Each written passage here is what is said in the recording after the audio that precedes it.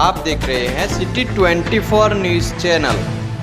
આણંદ જિલ્લાના બોરસદ તાલુકાના વલ્લભ વિદ્યાનગર ખાતે આવેલા ગુજરાત કોમ્પટેક કોઈ એનસીસી એટલે કે નેશનલ કેડેટ કોર્પના કેડેટ્સ અને જવાનો દ્વારા સ્વચ્છતા અભિયાન અંતર્ગત સ્વચ્છ ભારત અભિયાનમાં ભાગ લીધો હતો અને વલ્લભ વિદ્યાનગર ખાતે સ્વચ્છ અને સફાઈની કામગીરી એનસીસી કેડેટ અને ફોજના જવાનો સાથે આ કાર્યક્રમ યોજવામાં આવ્યો હતો।